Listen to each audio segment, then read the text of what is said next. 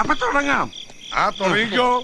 പരാജയപ്പെട്ടു എന്നൊരു യാഥാർത്ഥ്യത്തിൽ നിന്ന് നമുക്ക് ചർച്ച നടത്താം. ശ്രീ റഹീം, ഈ കണക്കുകളിൽ നിങ്ങൾക്ക് അനുകൂലമായ കാര്യങ്ങൾ നിങ്ങൾ പറയുന്നുണ്ട്. ഇപ്പോൾ എങ്ങനെയായാലും നമ്മൾ തെരഞ്ഞെടുപ്പിൽ ഒരു മണ്ഡലത്തിൽ ആർക്കാണ് കൂടുതൽ വോട്ട് കിട്ടിയത് എന്ന് കണക്കാക്കിയാണല്ലോ തെരഞ്ഞെടുപ്പ് ഫലം നിശ്ചയിക്കുന്നത്. ആ തെരഞ്ഞെടുപ്പ് ഫലത്തിൽ നിങ്ങൾക്ക് പരാജയമാണ് ഉണ്ടായിട്ടുള്ളത്. നിങ്ങളിൽ തന്നെ പെട്ട നിങ്ങളുടെ മുന്നണിയിൽ നിന്ന് തന്നെ വന്നിരിക്കുന്ന CPIയുടെ വിമർശനം, ഇന്ന് ജനയുഗത്തിൽ വന്നിരിക്കുന്ന വിമർശനം, മതമൗലികവാദമടക്കം മതബോധത്തോടും ജാതീയതയോടും മതനിരപേക്ഷ ജനാധിപത്യ രാഷ്ട്രീയം പാലിക്കേണ്ട അകലം പാലിക്കുന്നില്ല എന്നും അത്തരം പ്രവണതകളോടും ശക്തികളോടും മൃദു സമീപനം കൈക്കൊള്ളുന്നു എന്നുമുള്ള തോന്നലും ഉണ്ടായിട്ടുണ്ട്. അങ്ങനെ ഒരു തോന്നൽ സൃഷ്ടിക്കപ്പെട്ടിട്ടുണ്ട്. അപ്പോൾ തോന്നൽ എവിടെ നിന്നാണ് ഉണ്ടായിട്ടുള്ളത്? ഈ മൃദു സമീപനം എന്ന് പറയുന്നത് വെള്ളാപ്പള്ളിയുമായി ബന്ധപ്പെട്ടാണ്. വെള്ളാപ്പള്ളി ഇവിടെ നടത്തിയ വർഗീയ പ്രസംഗങ്ങൾ, ആ വർഗീയ പ്രസംഗങ്ങളോട് എങ്ങനെയാണ് നിങ്ങൾ പ്രതികരിച്ചിട്ടുള്ളത്? എത്രത്തോളം ശക്തമായി പ്രതികരിച്ചു? ഇപ്പോൾ അങ്ങേക്ക് മുൻപ് സംസാരിച്ച കോൺഗ്രസ് പ്രതിനിധി രാജു പി നായർ പറയുകയായിരുന്നു, ഇവിടെ ഹിന്ദു വർഗീയത എന്നൊരു പ്രതികരണമോ ഭൂരിപക്ഷ വർഗീയത എന്നൊരു വിമർശനമോ നിങ്ങളുടെ ഭാഗത്ത് ഒരിക്കൽ പോലും ഉയർന്നു വന്നതായി കേട്ടിട്ടില്ല.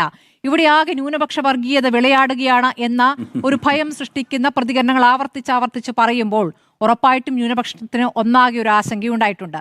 ആ ആശങ്കയാണ് നിങ്ങൾക്ക് ന്യൂനപക്ഷ വോട്ട് കുറയാൻ കാരണം. ന്യൂനപക്ഷ വോട്ട് അങ്ങനെ പോകുന്നു, അപ്പുറത്ത് ഭൂരിപക്ഷ വോട്ട് കിട്ടുമെന്ന് കരുതിയെടുത്ത് ശബരിമല സ്വർണ്ണക്കൊള്ളയും വിഷയമാകുന്നു. ഇന്ന് വാർത്താ സമ്മേളനത്തിൽ എന്തുകൊണ്ടാണ് MV ഗോവിന്ദൻ ഈ ശബരിമല സ്വർണ്ണക്കൊള്ള ബാധിച്ചോ എന്നതിൽ കൃത്യമായ മറുപടി പറയാത്തത്? അത് ഇപ്പോഴും അറിയില്ല എന്നാണ് പറയുന്നത്. ബാധിച്ചിട്ടില്ല എന്നാണോ കരുതേണ്ടത്? പന്തളത്തെ ഒരൊറ്റ വിധി പ്രസ്താവത്തിലൂടെ അതിലൂടെ ഒരു അന്തിമ തീരുമാനമാവുകയാണോ? പന്തളത്ത് BJP ജയിച്ചില്ല എന്നതുകൊണ്ട്? അല്ല, സ്മൃതി ദീർഘനേരം എടുത്ത് എന്തിനാണിത് പറഞ്ഞത് എനിക്ക് മനസ്സിലാകുന്നില്ല. സ്മൃതി, അങ്ങ് എന്നെ ദയവായി പറയാൻ അനുവദിക്കൂ, ഞാൻ കംപ്ലീറ്റ് ചെയ്തോട്ടെ ഒന്ന് ദയവായി. സ്മൃതി പറഞ്ഞ ചോദ്യങ്ങളൊന്നും തന്നെ അമൂർത്തമായ ചോദ്യങ്ങളാണ്. എന്തിനാണത് ചോദിച്ചതെന്ന് എനിക്ക് മനസ്സിലാവുന്നില്ല. കാണേണ്ട കാര്യം, ഞങ്ങളൊരു നിഗമനത്തിലേക്കും പൂർണ്ണമായി എത്തിയിട്ടില്ല. അതാണ് ശ്രീ MV ഗോവിന്ദൻ മാസ്റ്റർ നടത്തിയ വാർത്താ സമ്മേളനത്തിൽ അടിവരയിട്ട് പറഞ്ഞത്. ഞാനിപ്പോൾ പറഞ്ഞ പിന്നെന്താണ്? ഞാനിപ്പോൾ പറയാൻ ശ്രമിച്ചത്, ഇതിനകം തന്നെ നിങ്ങൾ കെട്ടിപ്പൊക്കിയ വലിയ ബിംബവൽക്കരണവും വലിയ പ്രതീക്ഷയും ദേ തകർന്നു എന്നെല്ലാം പറയുന്ന ഒരു ഇമേജ് ക്രിയേഷൻ നടക്കുന്നുണ്ട്, ഒരു പെർസെപ്ഷൻ ക്രിയേഷൻ നടക്കുന്നുണ്ട്. അത് തെറ്റാണ് എന്ന് പ്രാഥമികമായ നിഗമനം വെച്ചിട്ടാണ് നിങ്ങൾ വിലയിരുത്തിയിരിക്കുന്നത്, ഞങ്ങൾ വിലയിരുത്തി. ആ നിഗമനം തെറ്റാണെന്നാണ് ഞാൻ പറഞ്ഞത്. ഇനി ശ്രീ NP ചേക്കുട്ടി പറഞ്ഞതിൽ നിന്ന് താങ്കൾ ഈ പറഞ്ഞതിലേക്ക് വരാം. ശ്രീ NP ചേക്കുട്ടി പറയാണ്, ഞങ്ങൾ ന്യൂനപക്ഷങ്ങൾക്കെതിരെ, അദ്ദേഹത്തിൻ്റെ വാചകം ഏതാണ്ട് ഇങ്ങനെയായിരുന്നു, ജമാഅത്തെ ഇസ്ലാമിക്കും പോപ്പുലർ ഫ്രണ്ടിനുമെതിരെ ഞങ്ങൾ നടത്തിയ പരാമർശങ്ങൾ അവർക്കെതിരെയാണ് പറയുന്നതെങ്കിലും CPIM നടത്തിയത് മുസ്ലിം വിരുദ്ധ പ്രചരണമായിരുന്നു എന്നാണ്. ഞാൻ ചോദിക്കട്ടെ, എത്രയോ ചർച്ചകളിൽ ശ്രീ NP ചേക്കുട്ടി തന്നെ വ്യക്തിപരമായി RSSനെ ശക്തമായ ഭാഷയിൽ വിമർശിക്കുന്നത് ഞാൻ കേട്ടിട്ടുണ്ട്. അങ്ങ് RSSനെ നടത്തുന്ന ശക്തമായ വിമർശനം ഹിന്ദു മതത്തിനെതിരാണ് എന്ന് ആരെങ്കിലും പറഞ്ഞാൽ അങ്ങ് ശരിവയ്ക്കുമോ? അത് വ്യക്തിപരമായി അങ്ങയുടെ ഊഴത്തിൽ മറുപടി പറഞ്ഞാൽ മതി.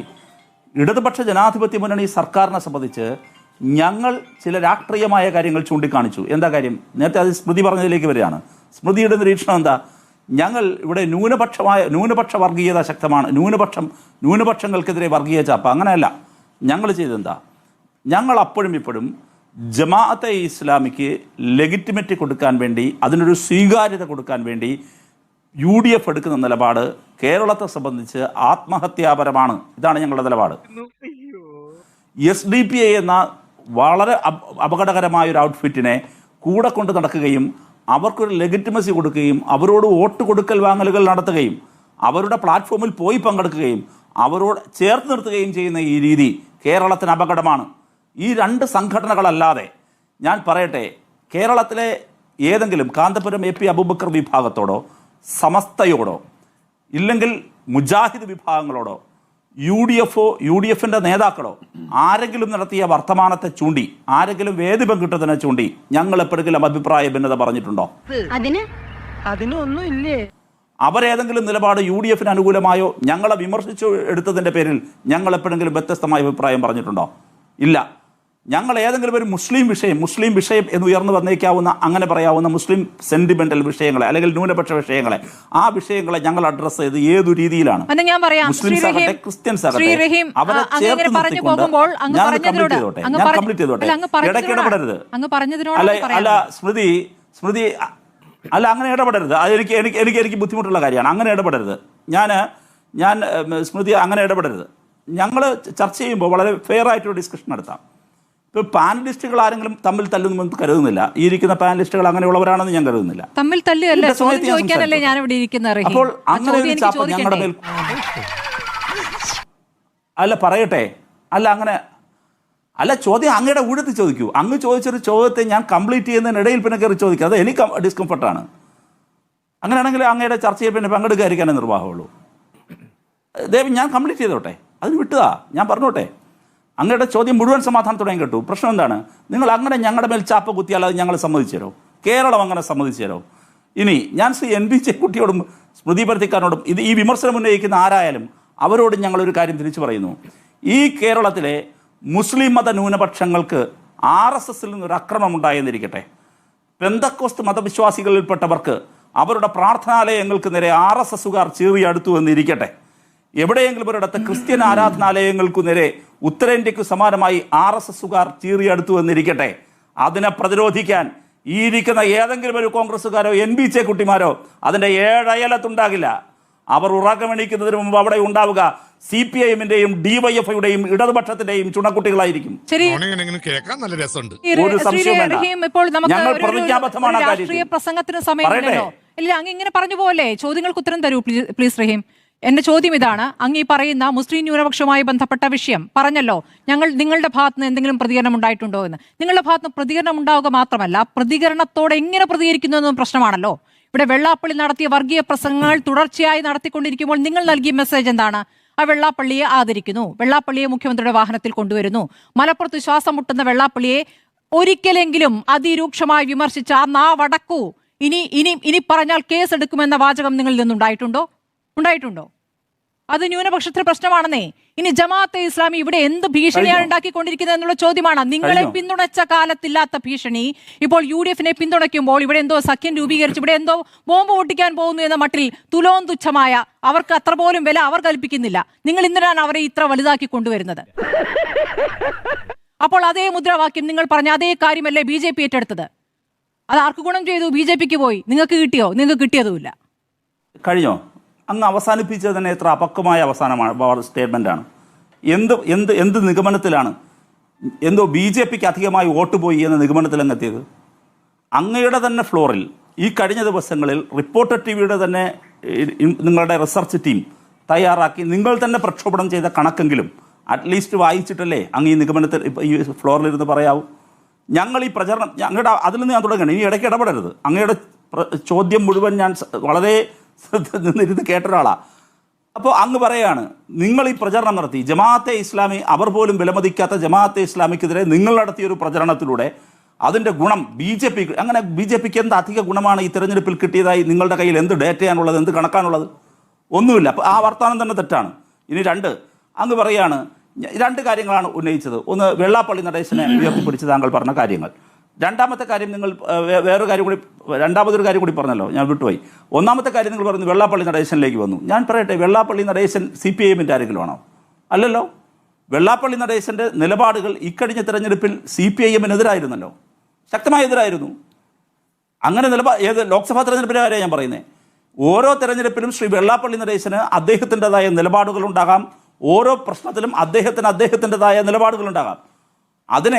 ഞങ്ങളതിനെ അതിൻ്റെതായ നിലയിൽ കാണുകയല്ലാതെ അദ്ദേഹത്തിൻ്റെ ഏതെങ്കിലും ഒരു പൊതുപരിപാടിയിൽ പങ്കെടുത്തു, ആ പൊതുപരിപാടി വേറൊരു തരത്തിലല്ലേ പങ്കെടുക്കുക? അപ്പോൾ ഞങ്ങൾക്ക് വ്യത്യസ്തമായ അഭിപ്രായമുള്ളവരുണ്ടാകാം. വ്യത്യസ്തമായ അഭിപ്രായം ഇത്തരത്തിൽ പ്രകടിപ്പിക്കുന്ന ആൾ അവരുടെ സംഘടന നടന്ന പരിപാടിയിൽ ഞങ്ങൾ പോവില്ലേ? ആ പരിപാടിയുടെ കോൺടെക്സ്റ്റിലായിരിക്കും അവിടെ സംസാരിക്കുക, അല്ലാതെ ഈ പറഞ്ഞ കാര്യത്തെക്കുറിച്ചല്ല. അതാണ് ഒന്നാമത്തെ കാര്യം. ഇതൊക്കെ എന്ത്? രണ്ട്, ജമാഅത്തെ ഇസ്ലാമി പോപ്പുലർ ഫ്രണ്ട് ഇവിടെ എന്തോ പ്രശ്നം, അവരെ ഞങ്ങളോടൊപ്പം ചേർന്നപ്പോൾ, അതാണ് രണ്ടാമത് പറഞ്ഞ കാര്യം, ഞങ്ങളോടൊപ്പം ചേർന്നപ്പോൾ പ്രശ്നമൊന്നുമില്ല.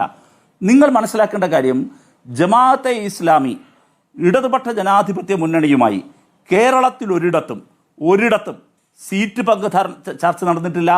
ഞങ്ങൾ എവിടെയെങ്കിലും ഒരിടത്ത് ഒരുമിച്ച് ഭരിച്ചിട്ടില്ല. അവരുടെ പിന്തുണയാണെങ്കിൽ ആ പിന്തുണയോടുകൂടി ഭരിക്കേണ്ടതില്ല എന്ന് ഇന്നലെയും തീരുമാനിച്ചു, ഇപ്പോഴും തീരുമാനിച്ചിട്ടുള്ളവരാണ്. നിങ്ങൾ പറയുന്ന ഒരു ചെറുതാണ്, അങ്ങ് പറയുകയാണ് ഇത് ചെറുതാണ്, അതുകൊണ്ട് അവരെ അങ്ങനെ നിങ്ങൾ പർവ്വതീകരിക്കേണ്ടതുണ്ടോ എന്നെല്ലാമാണ് ചോദിക്കുന്നത്. ഇതിൻ്റെ പ്രശ്നം പർവ്വതീകരിക്കേണ്ടി വരുന്നത് എന്തുകൊണ്ടാണ്? ഞാൻ നേരത്തെ സ്മൃതിയോട് പറഞ്ഞല്ലോ, മറ്റേതെങ്കിലും മുസ്ലിം മതസംഘടനകളുണ്ട്, ആ മുസ്ലിം മതസംഘടനകളോട് കാണിക്കുന്നത് പോലെയല്ല. ജമാഅത്തെ ഇസ്ലാമി എന്ന് പറയുന്നത് മതരാഷ്ട്രവാദം മുന്നോട്ട് വെക്കുന്ന ഒരു ഓർഗനൈസേഷനാണ്. അതിനോട് ആർക്കെങ്കിലും അഭിപ്രായ വ്യത്യാസമുണ്ടോ? നിങ്ങളെ പിന്തുണച്ച കാലത്തും അതങ്ങനെ തന്നെയായിരുന്നു. അയ്യോ അങ്ങനെ പറഞ്ഞൂടാ, പിന്നെ ഞാൻ എന്തിനു വന്ന? നിങ്ങളെ പിന്തുണച്ച കാലത്തും അതങ്ങനെ തന്നെയായിരുന്നു. അവർ നിങ്ങൾക്ക് പിന്തുണ നൽകിയ കാലമുണ്ട്. നിങ്ങൾ അവരുടെ വേദികളിൽ പ്രസംഗിച്ച ചിത്രങ്ങളുണ്ട്, വാർത്തകളുണ്ട്. അവർക്ക് നിലപാടുള്ള സംഘടനയാണ് അവർ എന്ന് പിണറായി വിജയൻ പറഞ്ഞതിന്റെ പ്രസംഗത്തിന്റെ കട്ട്സ് ഉണ്ട്. ഇതൊക്കെ നിങ്ങൾ കണ്ടിട്ടില്ല. ഇതൊക്കെ അധിക കാലമൊന്നും ആയിട്ടില്ലെന്നേ. 2009, 2011 ഈ കാലങ്ങളിലൊക്കെ ഉണ്ടായ കാര്യങ്ങളാണ്. ഇനി നോക്കൂ, പ്രാദേശികമായി പിന്തുണയ്ക്കുക എന്നുള്ള കാര്യം ഞാൻ അങ്ങേക്ക് ഒരു ഉദാഹരണം പറഞ്ഞുതരാം. പട്ടാമ്പി നഗരസഭയിലെ 12ാം വാർഡിൽ 1ാം സ്ഥാനത്തെത്തിയത് ലീഗാണ്. 2ാം സ്ഥാനത്ത് വെൽഫെയർ പാർട്ടിയാണ് എത്തുന്നത്. അവിടെ ഇടതു പിന്തുണ എന്ന് പ്രഖ്യാപിച്ചിരുന്നത് ഒരു സ്വതന്ത്രനാണ് കേട്ടോ. ആ സ്വതന്ത്രന് എത്ര വോട്ട് കിട്ടിയെന്നറിയോ? 0 വോട്ട്.